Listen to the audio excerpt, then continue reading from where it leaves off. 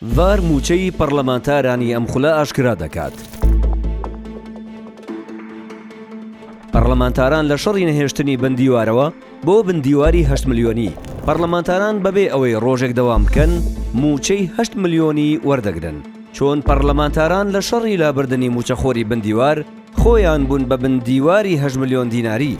ڤار لەم ڕاپۆرتە بنکۆڵکاریەدا بە دوواداچوون بۆ موچە و ئیمتیازاتی پەرلەمانتارانی خولی شەشەمی پەرلەمانی کوردستان دەکات. 100 پەرلەمانتاری ئەم خولە لە ڕۆژی 22 یانزەی ساڵی ڕابردوو سوێندی یاساییان خواردووە، واتە 11 مانگ و 1 ڕۆژە بەبێ ئەوەی دەوام بکەن وەک هەر فەرمانبەرێکی ئاسایی موچە وەردەگرن.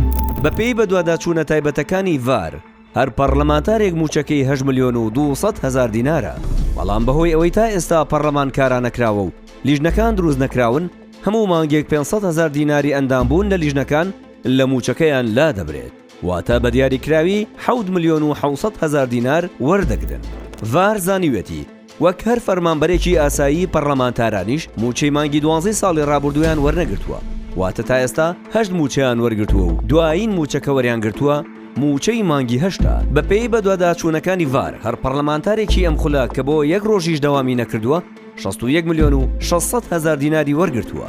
کۆی گشتی موچەی هەر 100 پەرلەمانتارەکە بۆ 8 مانگ 6 ملیار و 160 ملیۆن دینارە. سەرەڕای موچەکانیان هەرەندامێکی پەرلەمان شوقا یان خانوویەکی لە ڕۆژی سوێند خواردنیەوە پێدراوە، لەگەڵ کە ئارابوونەوەی پەرلەمانیش هەریەکەی 3 پاسەوانیان بۆ دادەنرێت بە موچەی زیاتر لە 700 هەزار دینار.